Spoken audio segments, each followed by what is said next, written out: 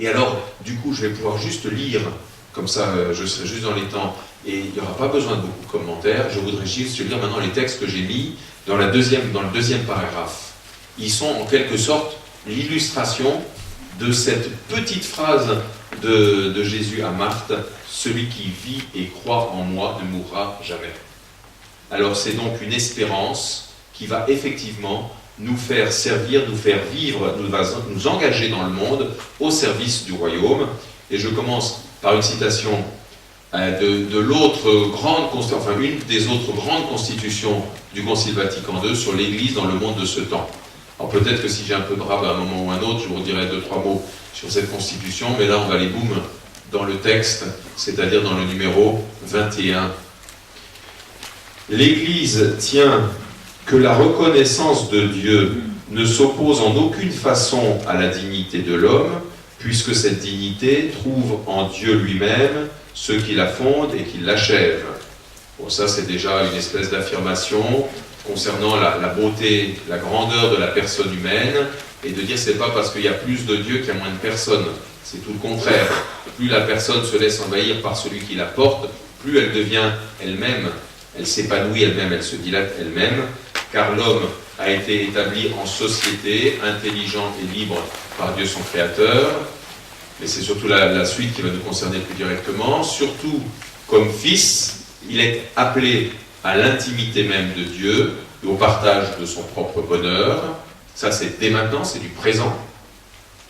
L'Église enseigne en outre que l'espérance eschatologique, alors là, j'ai plus besoin de vous expliquer maintenant, hein, c'est tout ce qu'on est en train de dire depuis ce matin. L'espérance eschatologique ne diminue pas l'importance des tâches terrestres, mais en soutient bien plutôt l'accomplissement par de nouveaux motifs.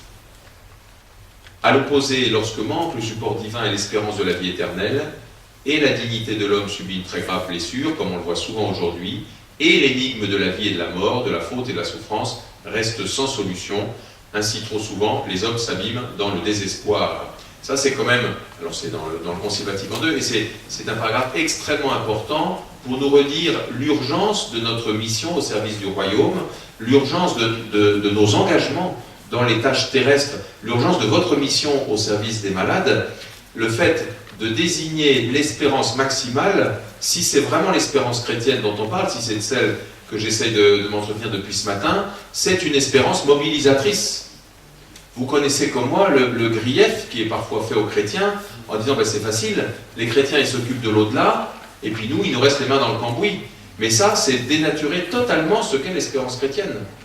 L'espérance chrétienne, qui est l'espérance d'un ressuscité qui nous rejoint aujourd'hui et qui vient dans sa gloire, mais je crois qu'on le comprend depuis ce matin, est nécessairement une espérance qui nous met au service les uns des autres.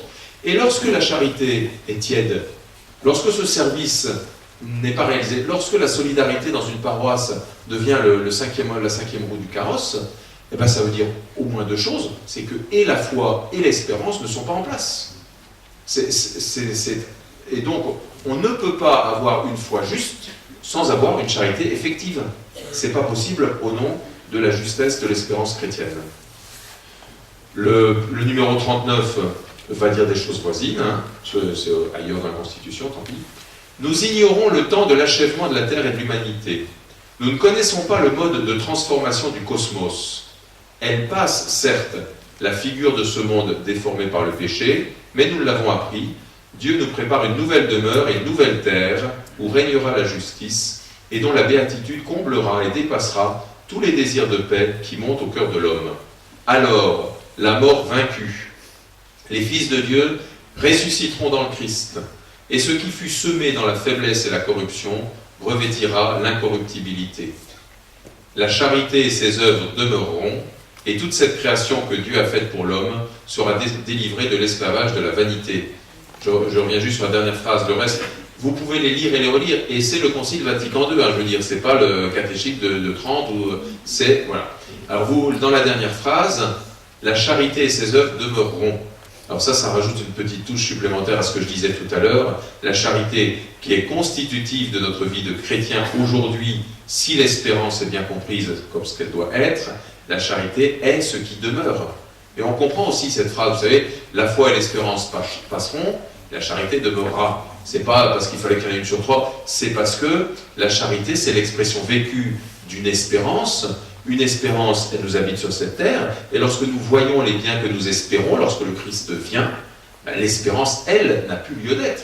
En revanche, ce que cette espérance promeut dès aujourd'hui, cet amour de charité qui nous habite tous, eh bien ça, non seulement ça ne sera pas supprimé, mais au contraire, ça sera l'expression parfaite de tout ce que nous avons à vivre avec Dieu. Dieu comme charité amoureuse, Dieu comme relation amoureuse, ben notre communauté tout entière sera marquée par ça.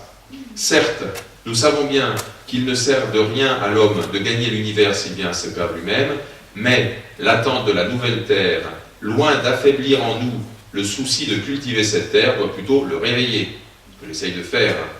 Le corps de la nouvelle famille humaine y grandit, qui offre déjà quelques ébauches du siècle à venir. C'est pourquoi s'il faut soigneusement distinguer le progrès terrestre de la croissance du règne du Christ, ce progrès a cependant beaucoup d'importance pour le royaume de Dieu, dans la mesure où il peut contribuer à une meilleure organisation de la société humaine. Vous voyez à la fois la distinction que je posais tout à l'heure et les deux choses qui sont inséparables. Car ces valeurs de dignité, de communion fraternelle et de liberté, tous ces fruits excellents de notre nature et de notre industrie que nous aurons propagés sur terre selon le commandement du Seigneur et dans son esprit, nous les retrouverons plus tard, mais purifiés de toute souillure, illuminés, transfigurés, lorsque le Christ remettra à son Père un royaume éternel et universel, royaume de vérité et de vie, royaume de sainteté et de grâce, royaume de justice, d'amour et de paix.